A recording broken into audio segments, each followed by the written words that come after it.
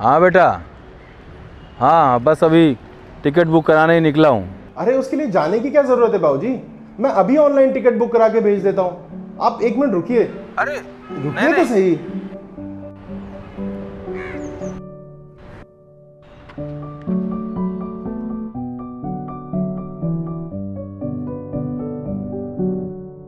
जी मिल गया टिकट? हाँ बेटा मिल गया टिकट। हाँ ये भी अच्छा ही है। अब तुम्हें तो पता है जीवन भर रेलवे के टिकट काउंटर पे ही काम किया है मैंने। वहाँ जाता तो 2-4 पुराने दोस्तों से मुलाकात हो जाती और क्या, बस इतनी सी बात थी। ठीक है बाबूजी। हाँ हाँ हाँ, हम लोग आते हैं, बस पहुँचते हैं। अपना ध्यान रखिए। ठीक है, हाँ ध्यान रखो, अपना ध्यान रखो। प्रणाम। चल।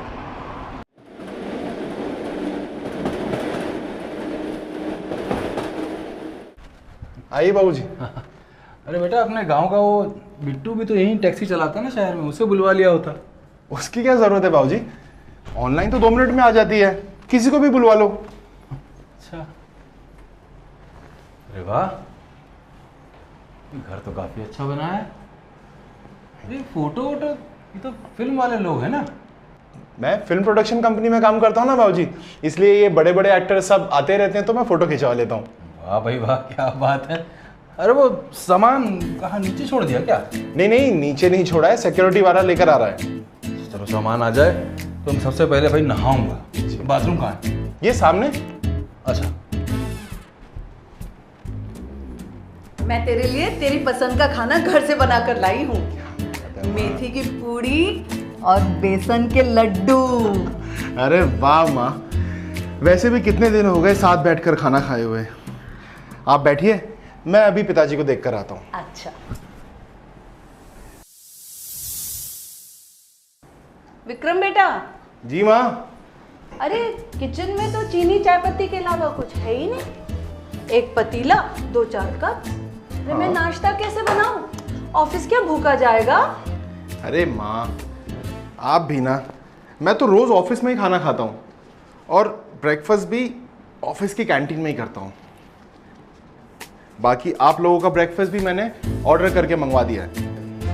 ऑर्डर? कहाँ से? और दोपहर का खाना?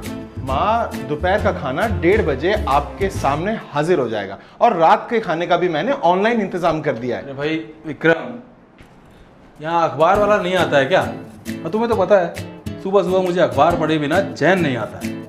अरे बाबूजी, आज के टाइम में कौन अखबार पढ़ता है? ये लीजिए, ऑनलाइन पढ़ लीजिए।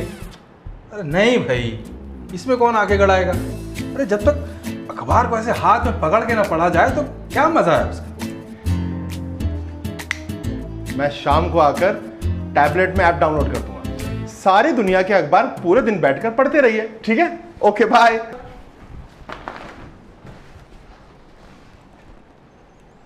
सुन बेटा, आज तू ऑफिस नहीं जा रहा तो मुझे बाहर लेके चल। थोड़े बर्तन और कुछ राशन लेके आओ, मैं तो घर पे ही खाना बनाऊंगी। ये रोज रोज बाहर का खाना हमसे नहीं हो रहा। तेरे बाबूजी को भी एसिडिटी होने लगी है। ठीक है माँ, जैसी आपकी मर्जी, लेकिन सामान लाने के लिए बाहर जाने की क्या जरूरत है? ये देखो ऑनलाइन सारा मार्केट हाजिर है, जो चाहे ऑर्डर कर लो। लेकिन सब्जियां लेने तो बाहर जाना पड़ेगा, उसके लिए तो चल। माँ ये शहर है, यहाँ सब्जियां लाने के लिए बाहर नहीं जाना पड़ता। ये देखो, ये देखा, एक क्लिक और जो सब्जी चाहिए हाजिर। हाँ कैसे हो? अरे साहब आइए आइए। कहाँ रह जाते हैं? तो बैंगन है? अरे एकदम ताजा है साहब। दे दो फिर आधा किलो। आधा किलो और बताइए कितना? नींबू डाल देना 3-4। 4 नींबू। और मेथी बहुत ताजी आई, एकदम हरी हरी। तो 1 गड्डी दे। दूध ले जाइए ना, मौसम है, पराठा बना खाइएगा। ठीक है ठीक है। ए बच्चों देना, कहाँ गया? दे 2 मेथी गड्डी निकाल, साफ साफ एकदम ताजी, साहब के लिए। बांध दो। हाँ। और कितना पैसा हुआ ये बताओ? साहब कुल मिला के 65। आप 50 दीजिए, अपने हैं एकदम। 50 दे। हाँ। ठीक। और साहब बेटवा कैसा है आपका? अच्छा है, बढ़िया है एकदम। आप फोटो दिखा रहे, बड़ा खूबसूरत लग रहा था। अपनी माँ पे गया है। क्या बात करते हैं, आपको बहुत खूबसूरत हो। एकरा मतलब भाभी जी आपसे भी खूबसूरत है। साहब छुट्टा नहीं 50 रुपया? अरे तो रख लो भाई, तुमसे ही तो लेना है सब्जी। अरे हाँ ये तो है। लीजिए साहब। हाँ, और बाकी भिजवाते हैं हम। हाँ ठीक। अच्छा राम राम।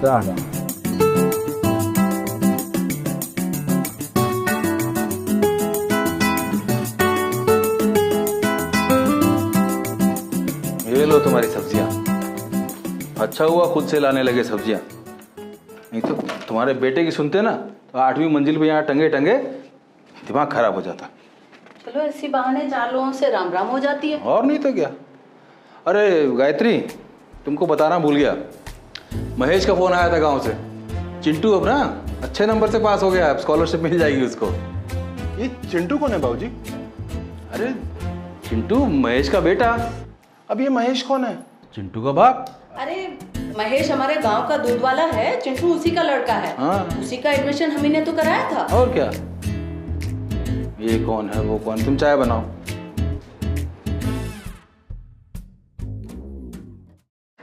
सुनिए, क्या देख रहे हैं आप? यही कंक्रीट का जंगल, छोटे छोटे दड़बे, उसमें इंसान के रूप में छोटी छोटी मुर्गियां। कभी किसी से बात भी करते होंगे ना, कभी किसी से बात करते होंगे ना चाहते हैं कि कोई इनसे बात करे। बस खुद में इतने बिजी हैं, सब ऑनलाइन।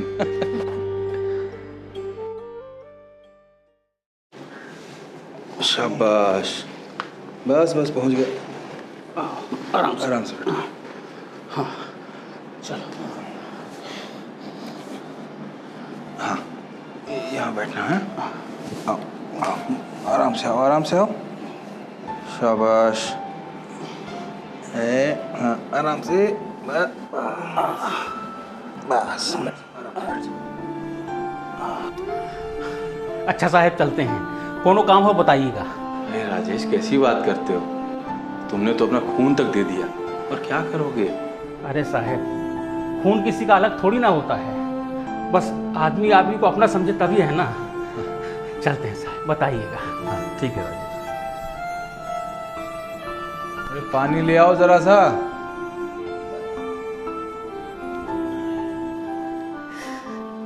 ईश्वर की कृपा है, ठीक ठाक घर वापस आ गया बेटा। हमारी तो जान ही सूख गई थी। अस्पताल में ये 5 दिन 5 युग की तरह बीते। सही कह रही हो गायत्री, मैं भी बहुत डर गया। कितना बड़ा एक्सीडेंट था, कितना खून बह गया इसका। बाबूजी, अपने ये सब अकेले कैसे? आप तो इस शहर में किसी को जानते भी नहीं हैं। कई लोग मिल गए मदद करने वाले। अरे अपना वो नीरज, सुरेश, सखा और वो सब्जी वाला अपना राजेश, सब थे साथ में। जानता है बेटा, राजेश ने तो तुझे खून तक दिया। वो ना होता तो। सब लोग कौन है बाबूजी? गांव से बुलाए क्या? अरे नहीं भाई, गांव से नहीं बुलाए थे, सब यहीं अपने आसपास के लोग थे। कोई हमें सब्जियां देता है, कोई राशन देता है, कोई अखबार देता है, और कई तो ऐसे ही दुकान जाते हुए रास्ते में दुआ सलाम करते मिल जाते हैं। हम अकेले थोड़ी हैं बेटा, कई अपने हैं हमारे चारों तरफ, और हमने अपने इन्हीं चारों तरफ के लोगों से रिश्ता तोड़ के मोबाइल से रिश्ता जोड़ लिया है। जानता है बेटा, फोन पे ऑर्डर करके सामान तो सब घर पे मंगवाया जा सकता है, लेकिन इंसान का इंसान से नाता नहीं जुड़ सकता। बेटा ये समाज है ना, इंसानों से बनता है, मशीनों से नहीं। ज़रूरत के समय साथ खड़ा हुआ इंसान ही सबसे बड़ा सहारा होता है, मशीन नहीं। अब बताओ, इतना बुरा समय आया तुम पे, कोई तुम्हारा ऑनलाइन वाला खून देने आया? नहीं ना, सब यहीं आसपास वाले आए। अरे बेटा, अपनी इस डिजिटल दुनिया से बाहर निकल के दुनिया को देखो, दुनिया बहुत सुंदर है। आप सही कह रहे हैं बाबूजी,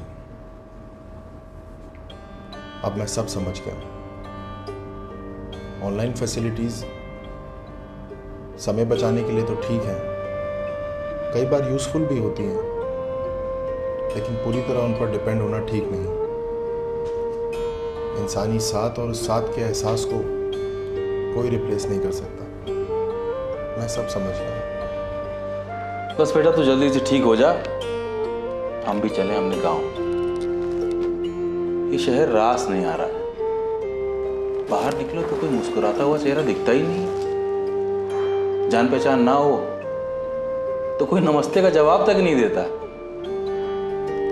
शाम को पार्क में जाओ तो इतनी भीड़ है, लेकिन फिर भी सब अकेले। ऐसा लगता है पार्क नहीं कब्रिस्तान हो। बस यही सोचता हूं, ये सब लोग जब पहली बार यहां पर आए होंगे ना तो बिल्कुल मेरे जैसे रहे होंगे। अब इससे पहले कि मैं भी इनके जैसा बन जाऊं, मैं गांव जाना चाहता हूं।